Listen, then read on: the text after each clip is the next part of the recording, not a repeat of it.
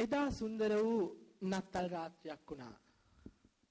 වර්ෂ 1818 දෙසැම්බර් 24 වෙනි දින රාත්‍රියේ ඕස්ට්‍රියාවේ ඔබෙන්ඩෝෆ් නගරයේ සාන්ත නිකුලස් දේවස්ථානයේ ප්‍රථම වරට ගැයුණු මේ ලස්සන කැරෝල් ගීතිකාව ලියුණේ ජෝසප් මෝහර් පියතුමා අතින්.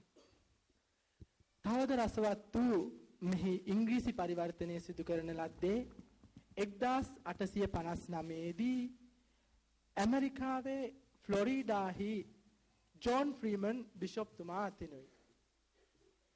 එසේනම් අදටත් මිහිරි බවින් කිසිදු අඩුවක් නැති ඒ කැරොල් ගායනාව සමගින් අද අපගේ කැරොල් ගායනාවලට මෙසේ මුල පුරමු.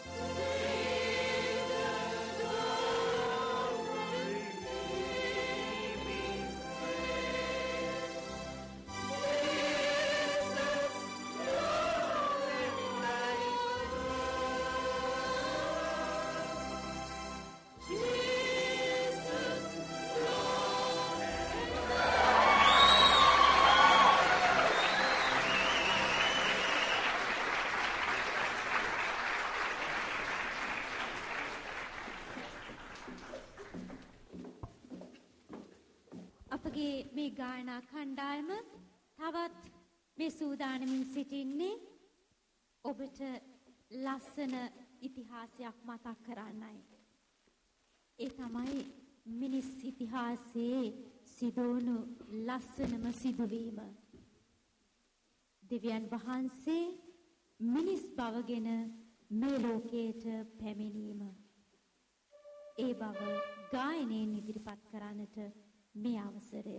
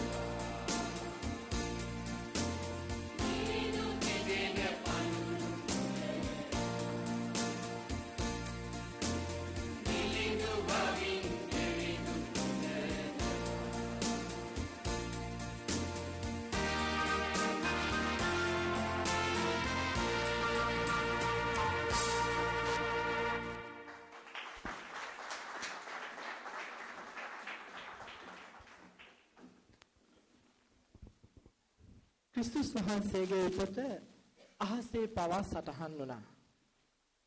අහසේ දිස්සූ අමුතු තාරකාවක් ලෙස ඒ වල්ගා තරුව ගැන සුවිශේෂක කතුවරයා අපට සඳහන් කරනවා. අපගේ මීළඟ ගායනය ඒ ගැනයි. අහසේ පවා සටහන් වුණා. අහසේ දිස්සූ අමුතු තාරකාවක් ලෙස ඒ වල්ගා තරුව ගැන සුවිශේෂක කතුවරයා අපට සඳහන් කරනවා. අපගේ මීළඟ ගායනය ඒ ගැනයි. අහසේ පවා සටහන් වුණා. අහසේ දිස්සූ අමුතු තාරකාවක් ලෙස ඒ වල්ගා තරුව ගැන සුවිශේෂක කතුවරයා අපට සඳහන් කරනවා. අපගේ මීළඟ ගායනය ඒ ගැනයි.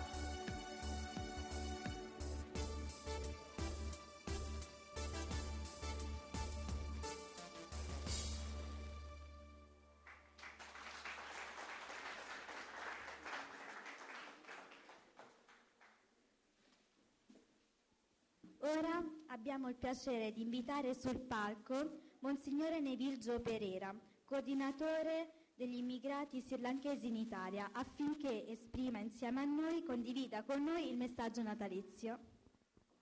Garu Neviljo Nahivipananta Apita Adari ආරාධනා කරනවා උන්වහන්සේගේ නත්තල් පණිවිඩය අපත් සමග බෙදා ගන්නට කියලා. ස්තුතියි.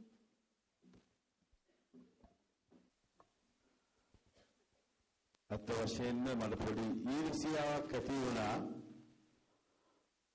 මේ රංගපෑම් ඉදිරිපත් කිරීම පිළිබඳව. මොකද මම කල්පනා කරුවා ඇයි දෙයනේ මම ඩෙනින්ටන් පියතුමාව මා ළඟට ගෙන්න ගත්තේ නැත්තේ ඇයි කියන එක. නමුත් ඒක දේව සලස්ම. මොකද අපි දකිනවා ගොඩාක්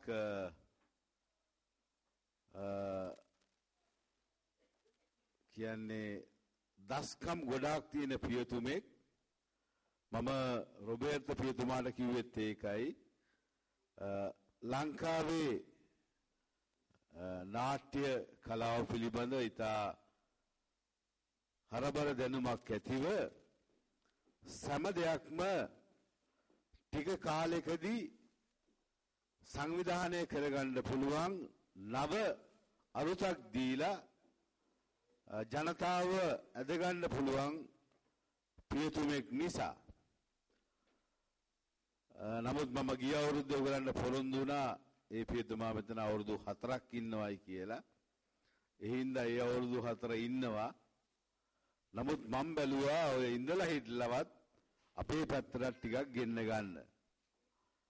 Ecco, dicevo, Don Roberto e i nostri cari italiani, io ero un po' geloso quando ho visto la presentazione di questo, diciamo, festa natalizia. Ho domandato come mai non ho potuto avere io Don Deninten come mio vice. Però la volontà di Dio è quella, e lui è venuto qui perché abbiamo deciso un poco tempo. Lui non aspettava neanche venire in Italia, diciamo anche lui era disperso, però con Monsignor Gino Reali ho potuto agganciare questo gancio proprio per portare lui qui a Via Acasia. Comunque sono contento e anche un po' geloso, per dire la verità, perché in poco tempo lui organizza le cose molto bene e proprio anche con proprio dal cuore. එමණි සප්‍රියදර සහෝදර සහෝදරවරුනි, නත්තල් පණිවිඩය මෙන්න මේකයි. මම අද උදේත් නත්තල් පණිවිඩයක් දුන්නා ශ්‍රී ටීවී එකේ. නත්තල කියන්නේ මේ නත්තල් ගහවත් ගබලණියවත් ඔය කිසි දෙයක් නෙමෙයි. මොකද ඊයේ මම දේශනාවට කිව්වෙත් මෙන්න මෙයයි. ඔය ගබලණෙයි නත්තල් ගහයි හිම සීතල ඔක්කොම දාගෙන තින්නේ අපි. අපි දන්නවා ජේසුතුමා ඉපදුනේ කොහෙද කියලා. ආසියාවේ. ආසියාවේ හිම ඇත්තෙත් නැහැ. නමුත් කඳු බෑවුන් තිබුණත් මම හිතන්නේ බෙත්ලේමට ජෙරුසලමට ගිය කට්ටිය දන්නවා මොන වගේ දේශගුණයක්ද තියෙන්නේ. වියලි දේශගුණයක් තියෙන්නේ. නමුත් අපි උත්සාහ කරනවා යුරෝපයේ ඉඳගෙන ජේසුගේ උපත ගැන සිහින මවන්න. ආසියාවේ ඉඳගෙන අපි සිහින මවනවා ජේසුතුමාගේ උපත මෙන්න මේ වගේ වෙන්න ඇති කියලා. ඇමරිකාවේ ඉඳලා ඒ කට්ටිය සිහින මවනවා ජේසුගේ උපත මෙන්න මේකයි කියලා. දැන් ඔය වගේ යද්දි තමයි මම හිතන්නේ අපිට වැඩි යන්න ඕනේ. අපි අවුරුදු 10කට නැත්නම් 20කට ඉස්සරහට ගියොතින් අපි දන්නවා කොහොමද ලංකාවේ අපේ කාලේ අපි කොහොමද ගවලණිය හැදුවේ, අපි කොහොමද නත්තල් ගහ හැදුවේ කියලා. අපිට මේ සයිප්‍රස් ගස් තිබුණෙත් නැහැ. අපිට මේ අද වගේ හැමතැනම දාන නිමිනපත් වෙන ලයිට් තිබුණෙත් නැහැ. අපිට මොකද කෙරුවේ? අපි ගහක් අරගෙන ඒකේ අඩුම ගානේ ගහ සුද්ධ කරලා ඉවරලා ඒකේ කොළ ඔතලා ඉවරලා ඒකට බැලුම් එල්ලනවා. ඒක තමයි අපේ නත්තල් ගහ ඒ දවස්වල අවුරුදු 20කට ඉස්සෙල්ලා. ඒ වගේ තමයි මීට අවුරුදු 2000කට ඉස්සෙල්ලා.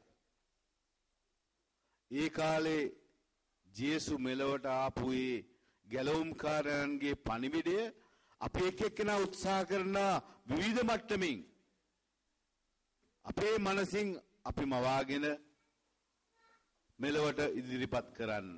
අද ඒකයි වෙන්නේ. හුඟක් වෙලාවට ඔය ඔක්කොම රත්තරනුයි ඒ වගේම ඔක්කොම ආලෝකය කියන දේ ඔක්කොම අද ඇවිල්ලා තියෙන්නේ අපි මවපු ජේසුව. මේ ඉන්නේ යුරෝපයේ ජේසු. මේ ඉන්නේ යුරෝපයේ දේවමෑණියෝ. මේ ඉන්නේ යුරෝපයේ ජුසේතුමා. මේ ඉන්නේ යුරෝපයේ හරක්. පේනවනේ කොහොමද කියලා? ලංකාවට ගියාම මොකද වෙන්නේ? ලංකාවේ ජේසුයි, ලංකාවේ දේවමෑණියෝයි, ලංකාවේ ජුසේතුමයි, ලංකාවේ හරකුයි අපි කොහොමද දන්නව? Io dicevo, no? Perché dalla nascita del Gesù così grande, noi 10-20 anni fa non avevamo queste luci, questo d'oro, questo diciamo con tutto commerciale, quella fantasia di pensare della nascita di Gesù, perché sapevamo Gesù è nato in una povera capanna. Invece oggi Asia, Africa, Europa, in America, noi con la fantasia e festeggiamo questo Santo Natale in diversi modi. Ecco, io ho detto che noi avete adesso il Gesù di Europa, la Vergine Santissima di Europa e poi anche di San Giuseppe di Europa, addirittura anche abbiamo anche mucche, vacche, tutti di Europa. Questa è la fantasia di avere proprio come immagina l'uomo. Invece dobbiamo pensare per il mondo del commerciale, siamo arrivati qui magari se Gesù nascesse così bello, se Gesù nascesse così, ecco, tutto chic, guardate Vergine Santissima come è vestito, guardate anche San Giuseppe, anche Gesù, magari se avessi tutto d'oro, ecco, attorno a lui. Non è così. Tutto questo è la fantasia dell'uomo, perché l'Europa pensa è Gesù nato così, l'Europa pensa, anche Asia pensa un altro modo, però questa è la cultura. E poi andando avanti anno per anno